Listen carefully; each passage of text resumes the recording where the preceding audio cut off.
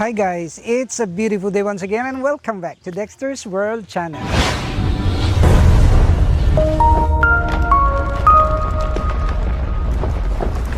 You see that we are already achieving the goal to beautify this farm, and you look at the wall, it's been colored already. The color is brown. I think this is quite blending to the plants and the entire ambience of the farm.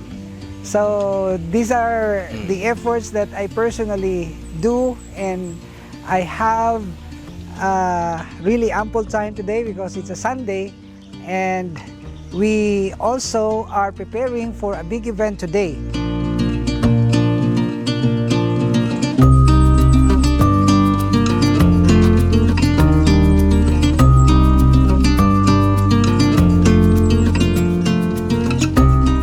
The main topic for today is about the ostrich. You know that we have these 3 ostriches that we acquired 2 months ago, I think barely 2 months ago. And as they grow, I encountered some insights about these ostriches because they are really voracious eaters. And there is a danger if you're gonna put something inside the pen, like the plastic bags, like stones, like nails, and any other substance, hard materials, because they're gonna eat that.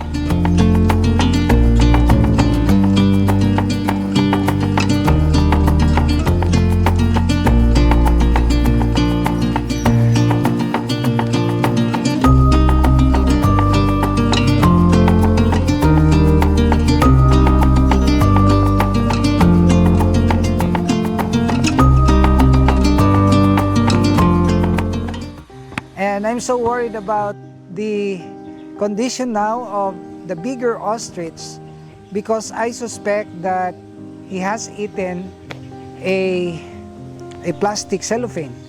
That's why we are observing. We're not certain about this. And I called the farm where I got this ostrich, and he said that maybe it has consumed or eaten plastic bags. But I'm not certain about this.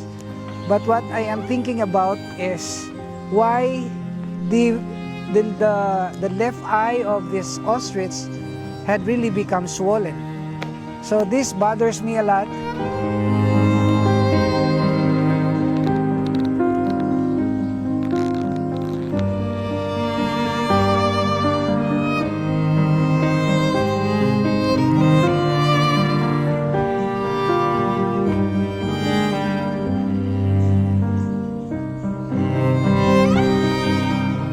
Actually, when these ostriches arrive here, one of them are not in good condition. It's so sickly, it's so weak that we were able to address the problem by giving them vitamins, of course, injectable vitamins, and dextrose powder. So I thought that it was already enough, but after a month, I observed that his health is actually dwindling, that he became weak and he became not aggressive anymore. And then there was a time that he cannot even stand because this ostrich also suffered some punctured wound on the left leg or maybe on the right leg. And I am so worried about this. That's why I consulted a physician, a friend, veterinarian, and he said that you have to put some quick heal and treat them with, antibiotic, and it worked. But now, the only problem that we encountered is the eye have swollen, and it seems that it's coryza for chickens. I'm so worried about this. If you have any remedy or medicine to cure, maybe you can make some comments because I'm so worried because it's not only costly but it's really tedious. When I got that from the other city in Cagayan de Oro, and that is 360 kilometers away from here, and I drove my car just to get these ostriches. And you can just imagine how taxing it is to really go to a very far place just to get the ostrich. So I'm crossing my fingers that this will survive. We're actually now on the forced feeding. There was a time, maybe last week, that this ostrich will not really eat. That's why we are forcing him to swallow at least 2 or 3 bananas in a day, and it worked good. Now he can eat alone, and the only problem now is the swollen left eye. So if this is caused by the virus, I could say that the one that can be blamed are the mosquitoes, because these are also common to the chickens, and I have observed that the carrier for this coryza are the mosquitoes.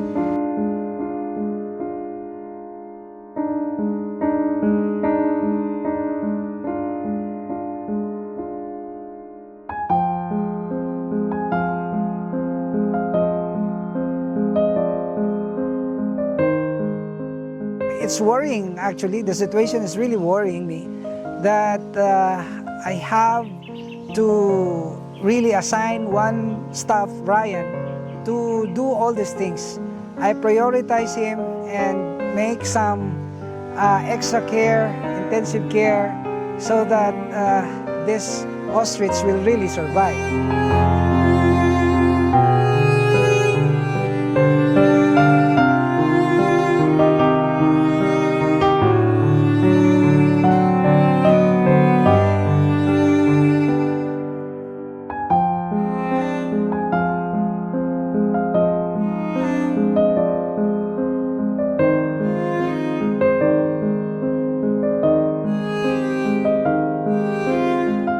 So I'm planning to have an ostrich farm here and be able to produce them, but that plan would certainly be materialized 2 years or 3 years from now, because I believe that the ostriches can breed or become adult when they are already at the age of 3 years old.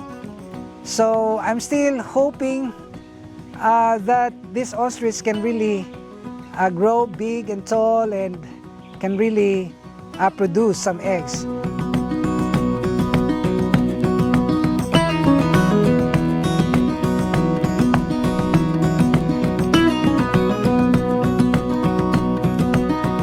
Well, our peacocks are already producing eggs, and I'm so happy about this development, because it's not easy as well to produce peacocks.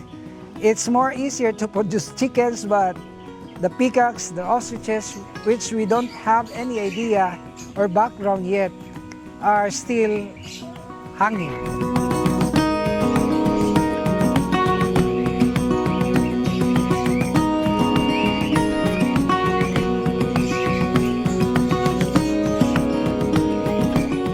So please pray with me that this ostrich will survive, because this will add more beauty to the farm, and by the time that we can already make a very large cage for them on the ground, maybe that's the time that we can also increase the entrance fee, and together with other animals for this farm.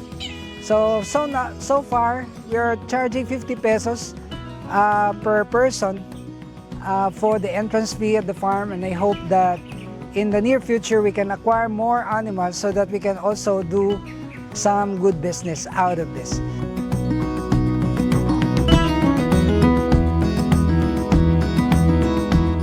So thank you guys for watching. I hope you will continue to like and share our videos, and if you are not subscribed to this channel, may I humbly ask you to please subscribe and hit that notification bell, because we're uploading videos very regularly. And thank you to the new subscribers. Thanks a lot. We are really close to 2 million subscribers. See you in my next vlog tomorrow, only here at Dexter's World.